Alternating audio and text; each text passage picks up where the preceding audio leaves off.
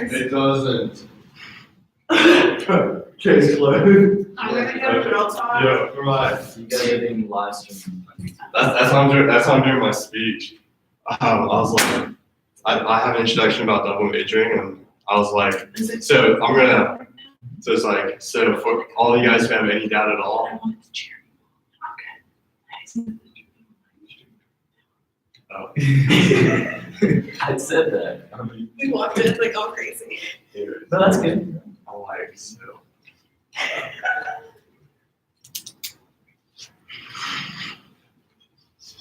Hey, stick around. Studio media matters so much.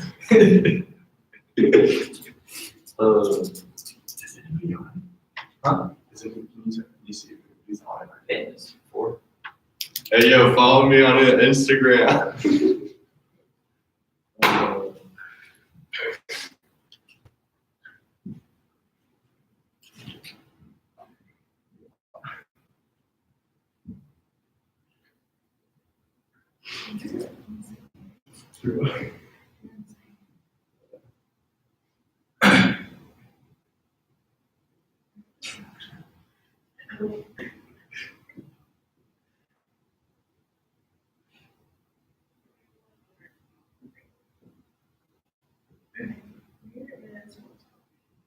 What is MSC? What is this? Big Mirage Plus. You sure? I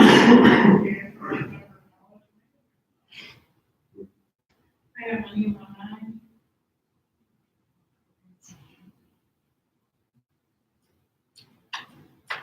Student media matters so much. Why does student media matter? Probably, are you gonna tell us? Yeah, you gotta wait around. I want to find out. That's why I'm here. Don't worry, Josh. I won't make you interact at all. You know what? I won't make you interact at all. Oh, I'll interact. I love interacting.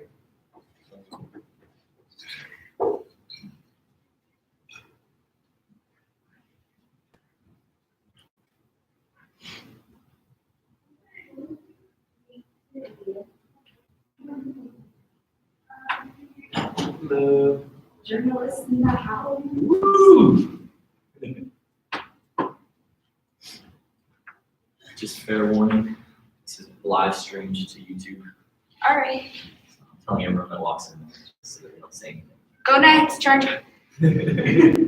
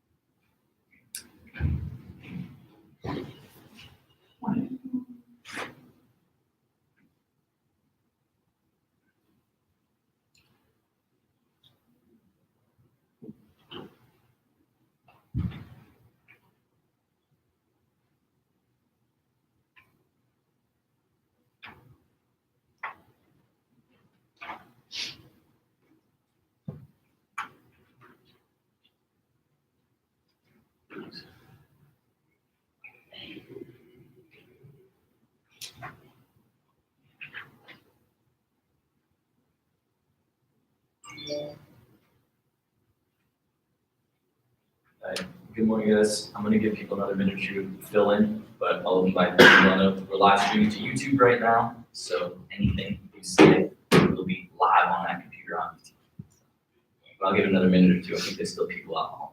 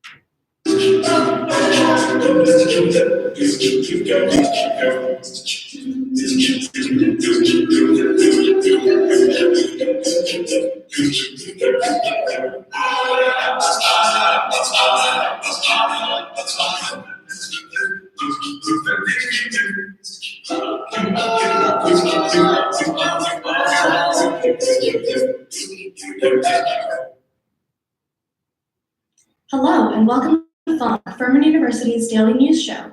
Hello and welcome to Funk, Furman University's daily news show. Hello and welcome to Funk, Furman University's daily news show. Hello, and welcome to Funk, Furman University's daily news show. Hello and welcome to the first ever episode of Funk, Furman University's daily news show. Hello and welcome to Funk, Furman University's daily news show. I'm Akanksha. And I'm Santana. I'm Nick. And I'm Claudia. And I'm David. And I'm Hayden. I'm Anna. And I'm Andy. My name's Eric. And I'm Ash. I'm Charlie. And I'm Tristan.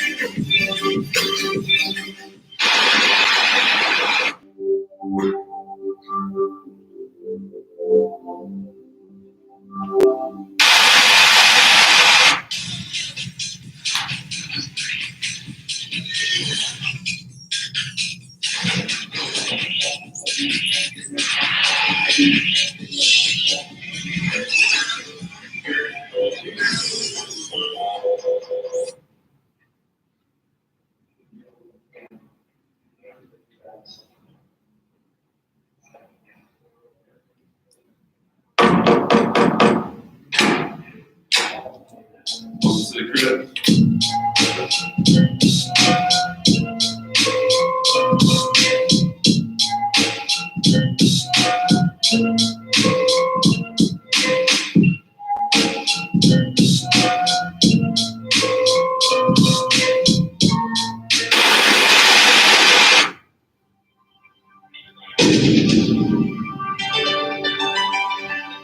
Hi,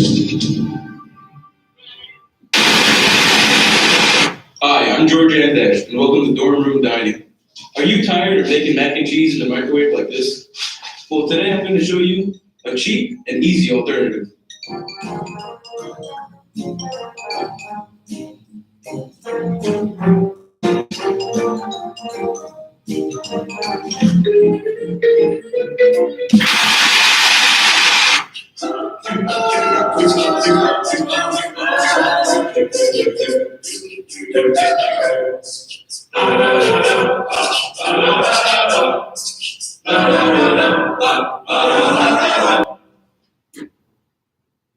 Okay, hello and welcome to Funk, the Furman University News Channel, and my school's newest student media organization. So we create a 5 to 10 minute video every single class day detailing everything that's going on Furman University campus. My team consists of right now 56 students from different backgrounds who read the announcements, write the scripts, edit the videos, and post to social media. But I'm not just here to promote our show, I'm here to explain exactly why student media is such an important part of any college campus. So our show is brand spanking new. As you can probably, this is the first year we've done it. You can probably tell from the very first clip, they're reading off sheets of paper, very ACUI sound. We're still figuring out the bugs. And as any of the university students, organizers, or leaders at this event can tell you, it's only getting harder and harder to convince college students to commit to things. People are busy all the time, even when they're not. Social media, partying, and sometimes classes take precedence over all else. For many reasons, most student media organizations aren't being started anew, they're being shut down. The College Media Association reported this year that 1/3 of its members nationwide have been forced to slow production or cut budgets by at least 20% in the last year. People aren't reading student-run newspapers, they aren't listening to student-run radio, and they aren't watching student-run television shows. All told, it probably takes about 10 people, at least an hour every day, to create our content for Funk. So why do we put so much effort into a battle that seems we are destined to lose? Because student media matters. It might not seem like reading the newspaper or watching the news does anything but waste your time and hopefully make you laugh a little bit, but it does more than you think. So I'm a big video guy. I make this every single day, or I help make this every single day. So my presentation is going to be about 50-50 video and presentation. So we're going to start with a little example of one of the 3 ways I'm going to highlight as to why student media matters. Furman men's soccer will look to take home a win against Wofford tomorrow at 7 p.m. in the Great Griffin Memorial Game. There'll be a homecoming coffee and crepe giveaway at 8 a.m. tomorrow outside of the library. To talk about that and all of our other homecoming events, here's Jackie Boston. Hey everyone, 37 SAC are so excited to present Jet Setter, our homecoming for this year. Starting off with Monday, we have a coffee and tandem crepe giveaway in front of the library at 8 a.m. And then later that night, we have our Havoc physical challenge on the Milford Mall at 7, so make sure you're there. And then on Tuesday, we have our Havoc intellectual challenge in the trustees dining room, and that is also at 7 p.m. My name is Jay Honey. I'm chair of the Theater Arts Department, and I'm directing a lot of people. My name is Matt Middleton, and I'm playing Jeff. I'm Elizabeth Collins, and I will be playing Dawn Wilson in Lonnie. My name is Eric Bodine. I'm playing the part of Bill. My name is Dennis Cheeks, and I'm playing William in Lobby.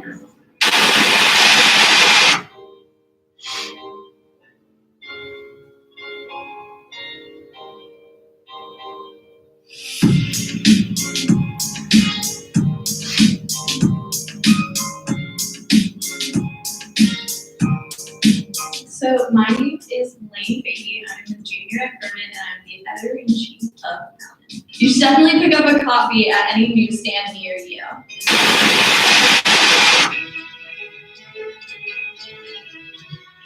Hey guys, my name is Tyler Collison. I work for the Shy Center here at Furman University. I'm the Recycling Audit Fellow, where I deal with Furman's recycling. What's up, Furman University? I'm David Lewis, treasurer of Furman University Outdoor Club, also known as FUCK! And today we're going to do a little rundown on what goes on here in the Outdoor Club at Furman. The Furman University Symphony Orchestra will have a CLP viewing on Friday at 8 o'clock p.m. in McAllister Auditorium. This event is a part of the Sound Quality Series. Individual tickets cost $5 for Furman students. And now we go to special guest Andrew Allen here from FUSAB to talk about all of their upcoming events. Hey guys, next week is a big week for FUSAB, or a big Hallow Week as we've been calling it. On our mysterious Monday on October 29th, we will have a campus ghost tour from 7 to 9 p.m. in Watkins. Come out if you have a taste for paranormal activity on campus.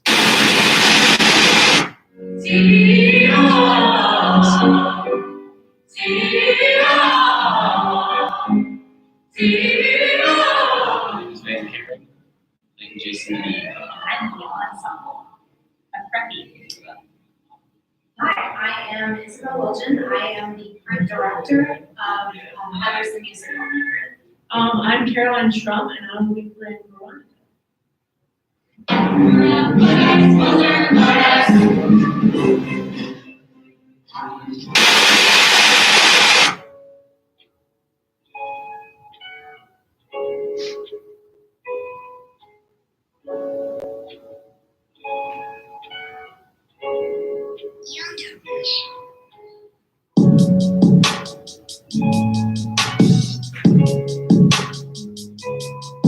So, what's FUU? All right, so FUU is the Furman University Guitar and Ukulele Club. And so what the purpose of our club is to bring together people who have a common interest and a love for guitar and ukulele.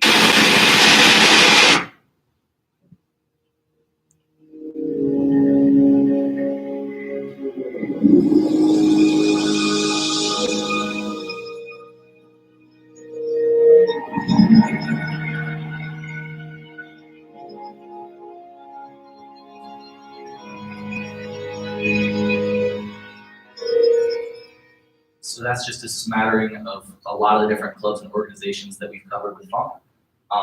Which brings me to my first point. First and foremost, as a creator of a new club, I can attest that it's nigh impossible to get the word out about events and announcements on a college campus. My school, Furman University, has only 2,600 students, and yet the common refrain for many is, I didn't know we had a guitar club. Nobody told me there was going to be a Harry Potter party on Thursday, or what's with all the tents on the mall? On my campus, there are a number of different ways to get the word out, some better than others. First, you can print flyers and put them up all over the place. My club, Funk, found out that not only is the system not cost effective, it's also time consuming and wasteful. My club put up 150 flyers all over campus, printed in full color at Staples, which seems like the cheapest option. And that cost $52 in fees. Our flyer constituted an explanation of what the club aims to do and a giant QR code that's like 66% of the flyer was just a massive QR code. And you can track how many times people scan it. 48 people scanned that QR code over a 2-week span. And those flyers were up everywhere on campus, which translates to a little over $1 per additional person that we got to visit our website. Another way that people get the word out on college campuses like Furman is through websites that universities use for student-run groups and organizations. Our website is called SyncedIn. I think a lot of universities use OrgSync, which is what we used to use. So SyncedIn allows you to post about your group, advertise events, and post submissions forms for those events and groups. It's an awesome resource for clubs to organize within themselves.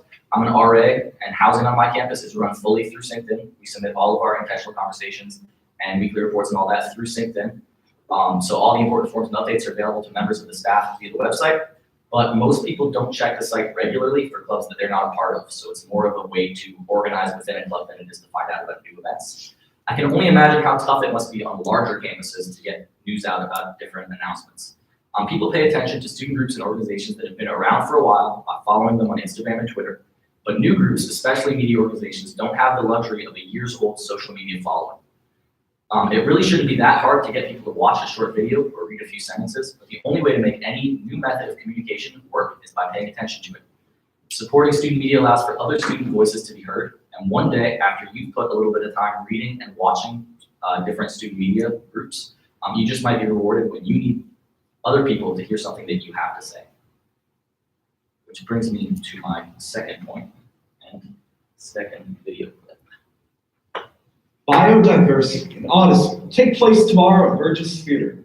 The film follows 2 Canadians on a 300 expedition to 10 countries to learn about unique and innovative methods to preserve their area's biodiversity in the face of climate and land use change. This is a CLP event. Tonight, we will have a special guest, Senior Juhi Bhatt, to discuss her recent article on Medium about the culture of diversity at Furman. Thank you, Santana, for the introduction. I recently published an article on Medium discussing the contradictions in the way diversity and inclusiveness are portrayed on Furman.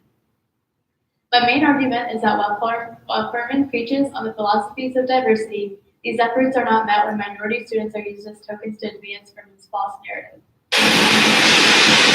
Size matter.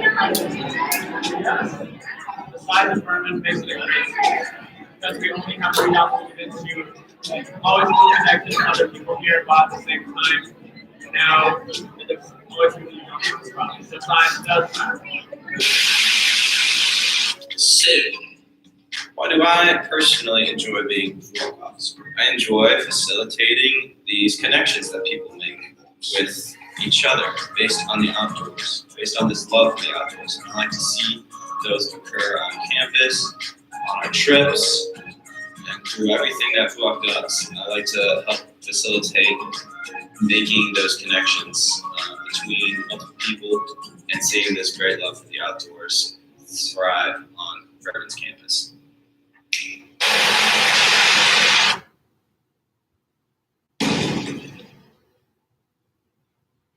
It was absolutely Morgan Meyer, Shayla Gaspar, Noah Johnson, Ethel Gash, Sarah Payne Mobley, Eli Tillington, Dawson Lewis, Rosie Kim, Caroline Cooner, Cassie Dozier, Jenny Newton, Aaron Bruin, your President, Vice President, and Vice President. a secretary. What treasure? Thank you. Thank you for the time. So I'm not in a sorority, but I'm on a sorority hall, and that has actually been one of the best parts of being an RA. We just have such a great community there, and every event I do, people come, we just have a great time, and that's just been a really, really awesome experience. You should work for housing because it's one of the most rewarding things you can do.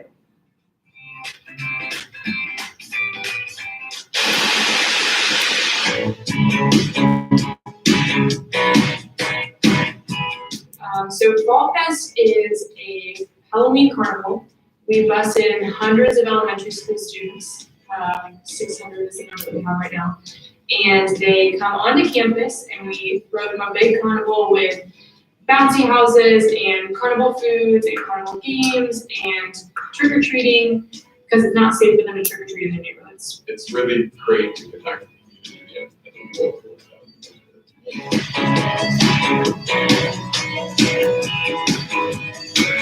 The Fall Fest.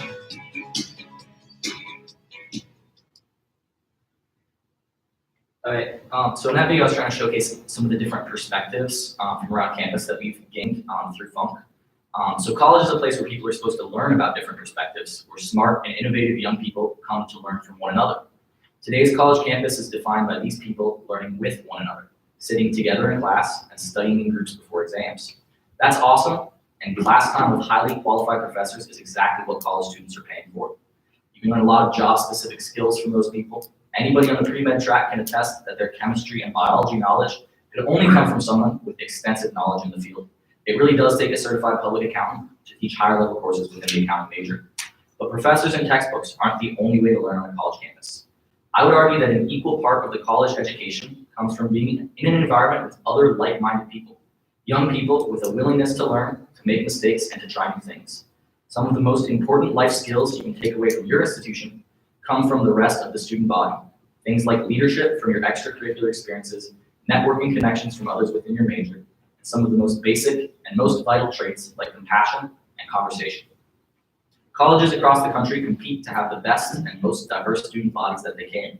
This isn't just so they can look good in national magazines so they can boost their numbers and say they have students from all 50 states or 100 different countries across the world.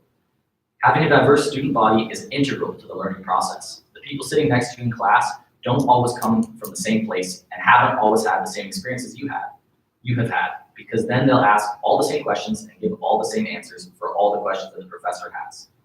Universities set these goals about diversity so that their student bodies have the most to gain from within.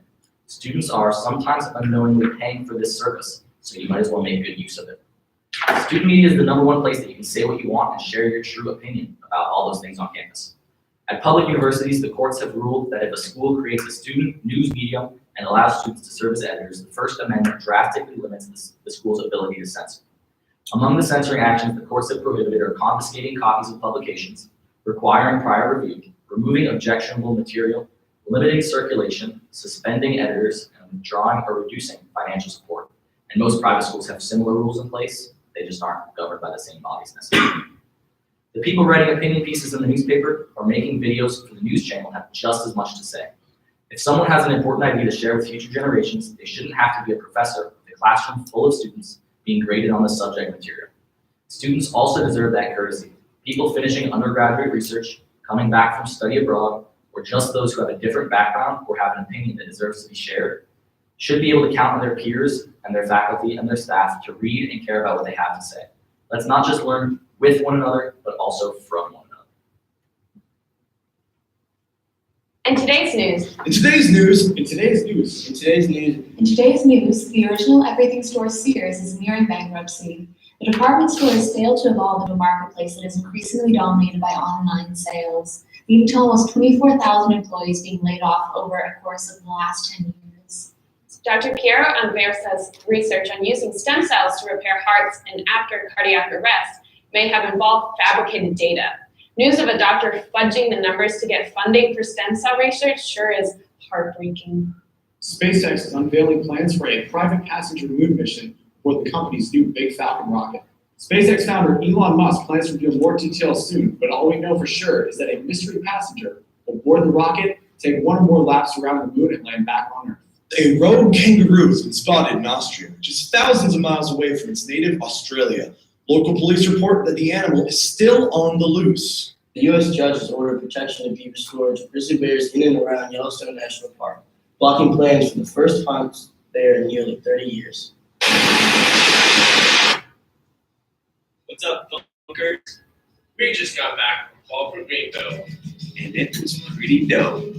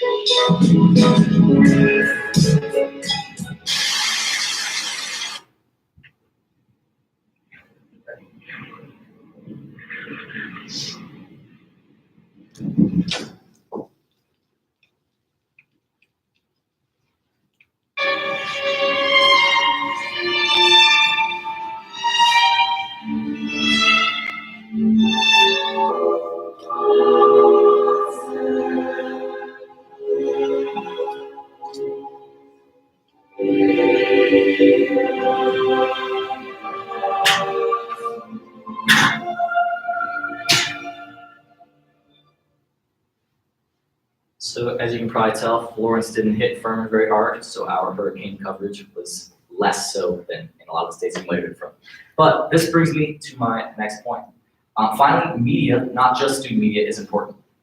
Even in, and I would say especially in, today's day and age of quick hit, one and done social media news, the media plays a huge role in our society. Our president depends heavily on Twitter to communicate, as do any number of entertainers, analysts, and others in the public eye. Every word is scrutinized more than ever, and people are always in the spotlight whether they like it or not. A single tweet can, for better or worse, change a person's career from that point on. Reporters get to dictate what news is reported and how it's covered, which has implications for government policy, the spread of information, and the court of public opinion.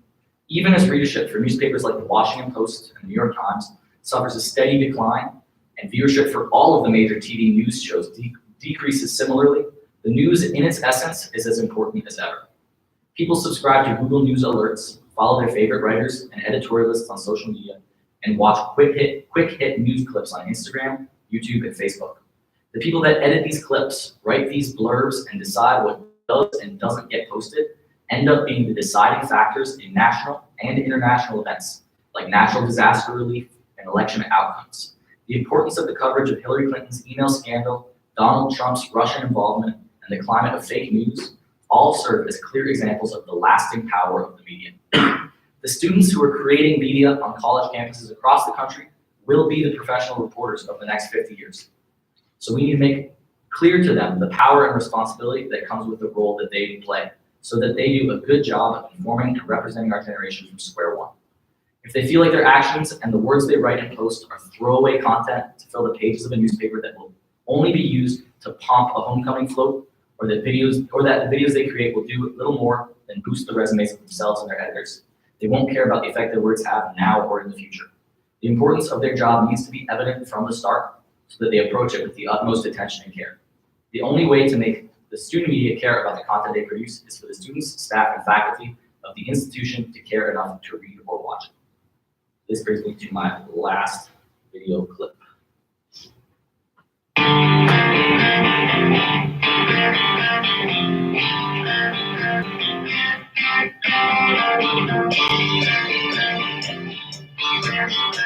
Rutabaga. Broccoli. Lettuce.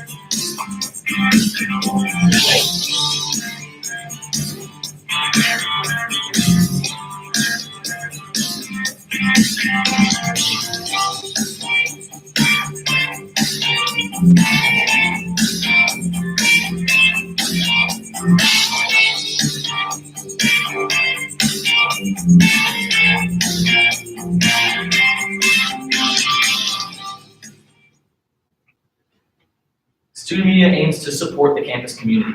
My show has a wildly ambitious and totally immeasurable goal of featuring every single one of Furman University's 2,600 students at some point this year, often through goofy videos like our vegetable off or lake watch. Also, we just wanted to make a bunch of our friends and classmates act like idiots on camera for a couple seconds. But Campus Connection is at the heart of my message about the importance of student media. Newspapers, TV shows, radio programs, and any other kind of media helps to get the word out about everything that's going on a given college campus. It's important to watch what other people want to promote, because one day they might need you to do the same. You might need them, to do the same for you. Student media also allows you to learn with, not just from your fellow students. We featured campus op-ed writers, activists, and community leaders on our show, all of whom deserve their minute or two in the limelight, and whose brief words can teach just as much as any lecture or class assignment. Finally, student media is important, and so is the regular media, even if that means social media. And the people who will be reading and writing the news of the future are on college campuses all across America, cutting their teeth on student media organizations. At Funk, we're changing the way that we're distributing our content to make it easier for students to access it. We're starting to post to Instagram and Snapchat instead of YouTube, so that we can bring our content right to the phones of our audience. While it's important for student media organizations across the country to change with the times, it's equally important for campuses across the country to support them in that endeavor. So my parting message is this: take the time out of your day, please, to read your campus newspaper, watch your campus TV show, or contribute in any way you can to student media at your universities. And also subscribe to Funk, shameless plug, even if you don't go to Funk. But I would like to give you guys a minute or two before I open questions. If your campus does have an online newspaper or an online YouTube show or anything like that, if you could pull out your phone and drop a subscribe real quick. You don't have to watch it or take 2 minutes out of your day to watch a little clip. I'm sure they would appreciate it. And like I said, it does a lot more than you think it does to take that minute or two out of your day while you're eating breakfast to watch the show or to read a few articles. So I'll give you guys a minute or two to do that, and then I will open for any and all questions that you have about student media, how you guys could support or why it's important.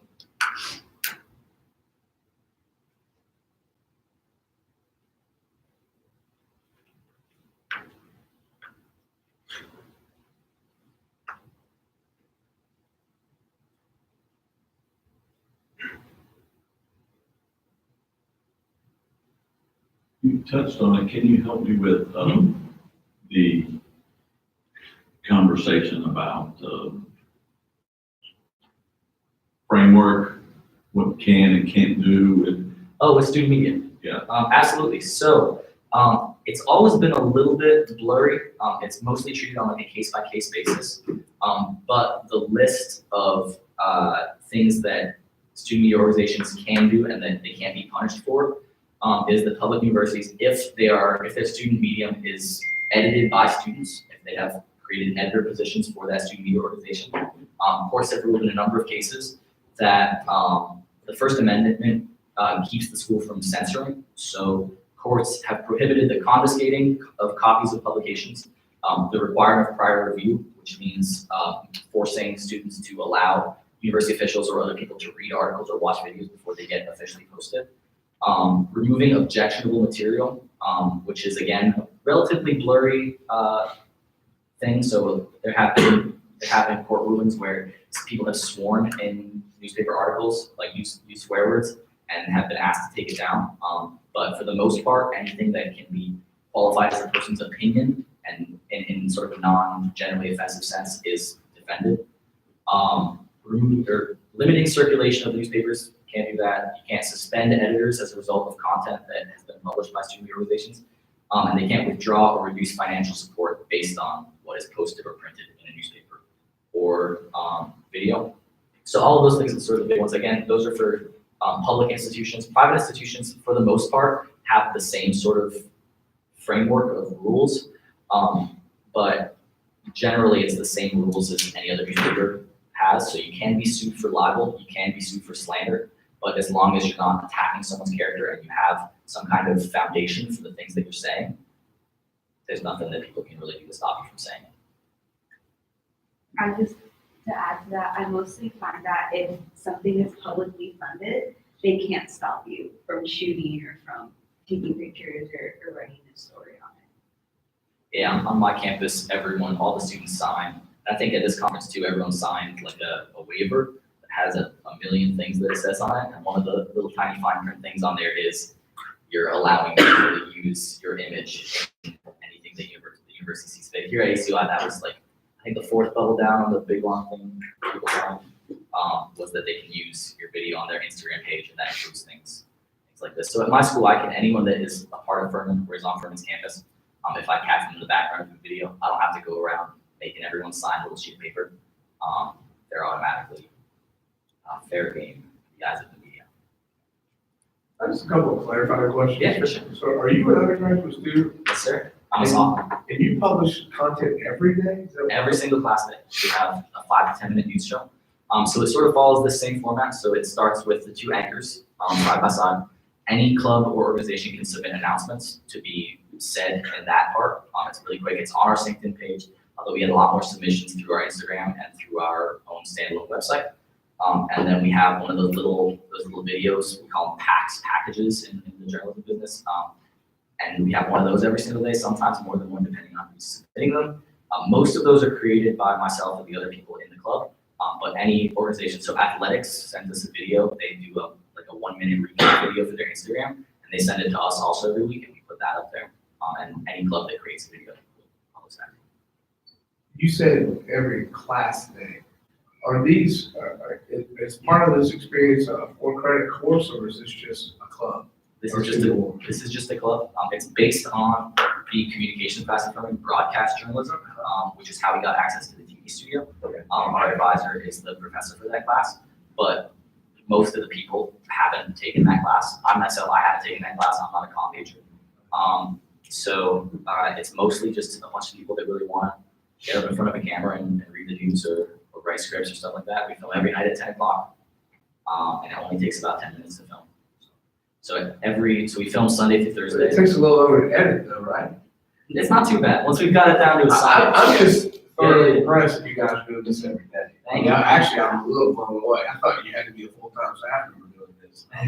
Trying to figure out how I was gonna find the budget to find someone to do this as their only job. And you guys are doing this as a student order, which is just amazing. I would say try and track down a student who's really into it, because it makes Well, I've got students who are into it. I don't know if they're that committed. Let me ask a couple other follow-ups. I hate to grill you like this. One of the things that I was curious about, you mentioned you have a faculty advisor. Do you guys have a student media organization advisor on campus? Yes, sir. Who probably works with the newspaper? Yes, sir. Are you affiliated with that part of campus? Yeah, so a little history of our organization.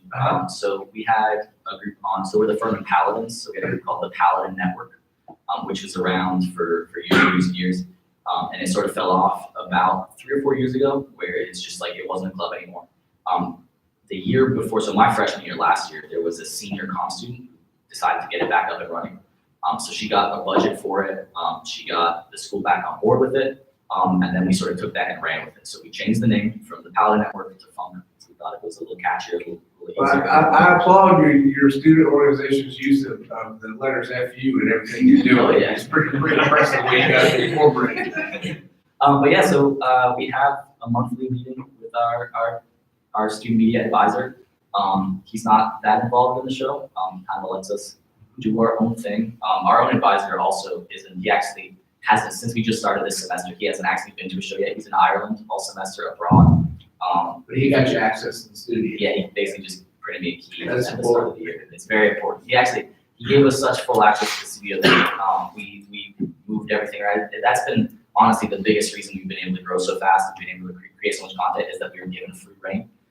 So within a week, we bought a drill because we wanted to move part of the studio into an adjacent room, and we were putting holes in the wall and running wires through and stuff like that. And we had people who knew how to do that, and so they let us. And it was awesome because it was like it really was totally student run and totally.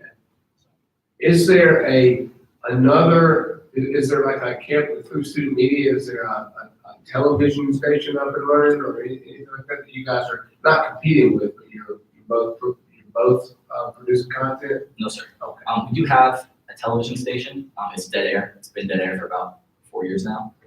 So we are currently in the process. Again, this is all new, so we sort of decided to create the content and then let people use it as they may.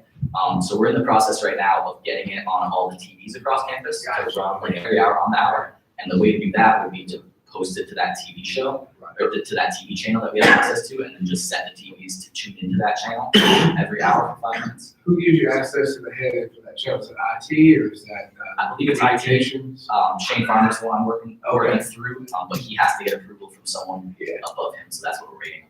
And that'll run like in lobbies and those kind of things. Okay. Well, your content's pretty amazing for your first year, I've got to tell you. It's impressive. I'm still a little flabbergasted that you've been able to maintain that kind of commitment from multiple people and be able to pull content like that every day. It's wow. I mean, kudos to you guys. It's incredibly impressive. Thank you so much. That means a lot. I thought you were a full-time staff member that somebody, I was already trying to figure out how to hire you. And you're just a sophomore? Yes, sir. I don't mean to say, sophomores are pretty incredible people. I didn't mean to say just a sophomore. How many active students in the organization right now? So we officially have 56 members, but that varies wildly in terms of level of action. So some of those members, we have 2 students who started as a part of it and have since transferred to other schools. And then, they check in every so they're like, hey, how's it going, guys? So that's part of that number of 56. But we've got probably 12 students that come to film at least twice a week, or host or write scripts or what have you twice a week. And then probably another 20 students that come once every 2 weeks to host. So the big thing is hosting because it's, the other roles are pretty specialized. You have to learn how to write scripts, you have to learn how to work the telecaster, learn how to edit videos. Hosting, anyone can get up there and read off the teleprompter. So we've got a lot of people who do that with varying levels of commitment. So we try to get as many different faces up on the cameras as we can. I was talking about how we try to get everyone on campus up there. Not gonna happen, but it's a good goal to set. It's cool. So I was interested because I'm a reporter with UCF Nightly News, which is very similar to this. We do 10-minute webcasts every day with a 30-minute live show on Fridays, but we're I was just wondering more like of the technical stuff. So like just like what systems do you use, like Rundown Creator or like camera like equipment you use, like light kits and stuff, like to light your interviews and stuff like that. So we run everything in studio. Like our studio setup is all through New Tech TriCaster, which is sort of a switcher, like a switchboard. It's pretty high tech. You can run lighting out of it, so you don't need high tech lights or cameras or anything because you can adjust. It's like an $8,000 piece of equipment that the school already had when I got there. So that's awesome. So we use like TV studio cameras that are not the highest resolution. Like if I use my own personal camera that I have in my bag, we probably get higher resolution than we get from those studio cameras, but they work really well through New Tech TriCaster. We use standalone lights for all of that. So we have 3 standalone lights on the studio. We have another 3, we have a green screen room adjacent, that's just a big green tablecloth that we found that we hung up on the wall. And then another 3 standalone lights. And then a Nikon D33 like DSLR camera, which is just like a handheld point and shoot kind of deal. That's mostly what we run out of. We've got 4 or 5 students that have their own camera equipment. Because the camera equipment at my university, it's pretty high tech, but cameras change so fast. Like every month there's something new with higher resolution. So we found a number of students who have their own kits. Most of us are running Nikon D34 to D36, give or take, with our own lenses. And then we use, those of us who have D33 and lower have external mics that we use for the interviews. So you can buy those on Amazon, just hook up to the camera. The newer cameras don't offer external mics. I don't know why. I guess they think that their mic is really good. But, so, yeah. I think these are dynamic. Do you use like logs or Sorry? lavaliers? Oh yeah, that's what we use. Yeah? Lavaliers, Okay. yeah. Because like I always use like Yeah, on the show, spreadsheet, yeah. phone. So on the show, we use like an audio switcher that has 4 inputs. 2 of those lavalier mics, 1 of them is in the green screen room, and then the last one's through like voiceovers. Anybody else have any other questions? I can't just talk about TV shows. Some universities don't have a TV show. I wrote for the newspaper all of my freshman year, and then I found out that no one was reading what I was writing, which is why I started this, because I feel like at least people are more willing to sit there and watch something for 3 minutes than they are to sit there and read something for 3 minutes. So, I have another option. When you do your packages, do you mostly focus on like your university news and student organizations, or do you do hard news packages? we haven't done any hard news packages today. So we're trying to do that next semester. We're changing a lot next semester, like I said, more of a social media focus. We're clipping all of those segments into 1-minute blurbs and some of them into 15-second blurbs for Snapchat and Instagram to try and get more people to watch it.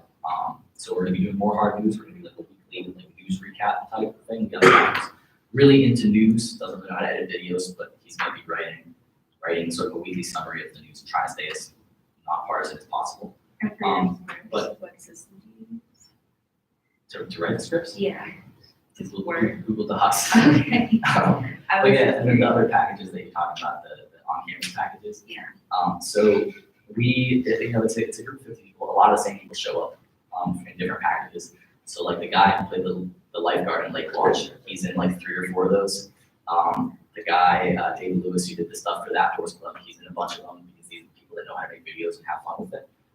But any club or organization that sends us an email at can'tstopthefun@gmail.com, and we try to post that as many places as we can, we will show up, drop the hat, take a video for them, turn it into a video that doesn't just go on our website and on our show, but they can just use that video for anything else. So one of the videos, this presentation was finalized about 2 weeks ago, so we've made 2 weeks worth of shows since then.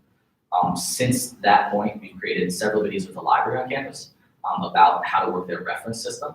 And so they weren't actually that interested in the publicity of getting it on the news show. They were more interested in, hey, we've got 4 or 5 students that will edit a video for us for free, and we can just use it at the library. So we created it, put it on our show, and now they just have it on the stands throughout the library for anyone that wants to watch it. And it's an interview with a couple librarians and the how-to guide of finding books. So and this is way easier on a smaller campus than it would be on a larger campus, because we have the resources to anyone who comes and says, I want a video made about my club. FUBU, the guitar club, they get 4 or 5 people at each of their meetings max. But we went and made a video for them because we didn't have that many clubs on campus, so we can make that kind of personalized content for different clubs. I feel that we have like 67,000 people on our campus. Yeah. You mentioned having written for your student newspaper. Yes, sir. We have student newspaper and a version of Punk. But there is some tension between the 2 groups because now they're both doing video for hard news. Do you foresee that happening as Punk gets bigger, and or any opportunities to work with Paladin to be their video producers? So we create, again, probably we'll use on a smaller campus where different groups aren't quite as ambitious. The Paladin doesn't create any videos, and that was one of the first people that we went to for content. So every single time, the Paladin's only, I think, comes out once every 2 weeks, so it's not the biggest publication, but every 2 weeks when the issue comes out, there's a video up the day the issue comes out, interviewing some of the writers that wrote articles for that issue, So we're promoting that as well. Also, we've created our part of the website and the radio's part of the website. We're adding the newspaper next semester, but we're creating sort of a conglomeration website for all the student media that's run through us. So the front page is our daily news show. And there's 3 tabs at the top. There's WPLS, WKTV, something like whatever our radio station is called. They're not doing radio anymore. They're just doing podcasts. They're using our studio for that. We're running everything through that process because they were low on funding and low on equipment. So all of their content, all the podcasts and things are posted to our website too. 3rd page, every article the newspaper ever writes, and then the videos that we create for the newspaper. So we're trying to be as friendly to our neighbors as we can, knowing that we are the new people on campus and we have some fancy new gadgets that might take away from their business. So I think it's best to try and work together like that. I think one way to create that sort of communal space, like a website that they all have access to, and they all have an equal share in, I think that goes a long way because then they're all promoting the same thing. They're all saying, please go to FurmanUniversityNews.com, or they're all going to UCFnews.com or whatever. Either way, they're both promoting for the same cause. I think that's a big way to do it. I would sort of comment on the fact that in your clips, I love that you're really doing a great job of convergence of media. You're showing a clip of the newspaper, and that's going to drive people, hopefully, to read the newspaper. So you've got that figured out very early on. Actually, one of my favorite things to point at on that front, the intro segment, the intro video, which had Funky Town, the music in the background. We recorded that. That was the first thing we recorded for the show, was that intro segment. We recorded that with our school's acapella group. Yeah. So we told them, hey, we're trying to make this TV show. It's called Funk.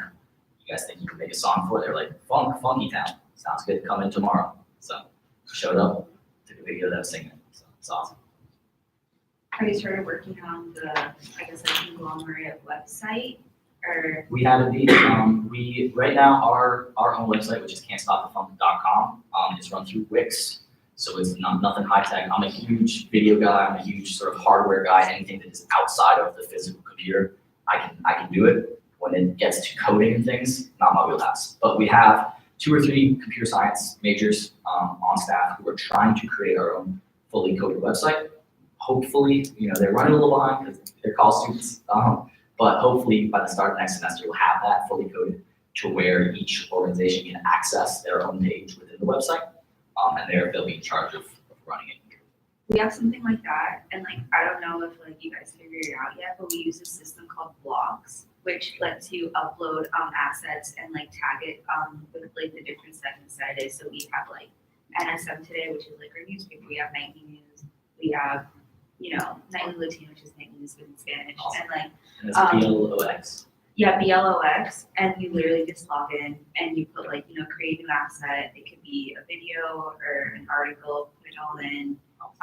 It has places to put your byline and everything, and then you just tag it Greek life, whatever, campus business, That's awesome. Thank you. Yeah, so I would, because it's just so easy to use and just trying to manually upload things. You know what I mean?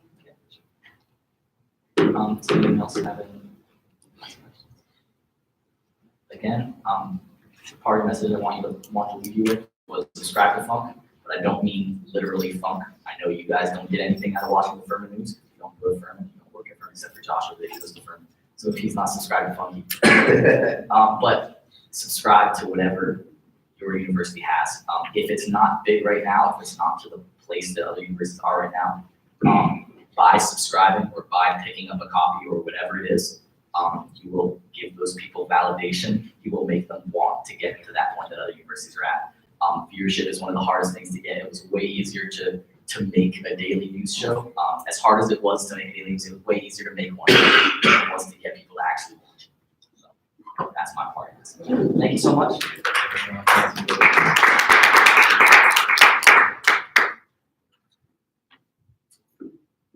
Shut down the live stream.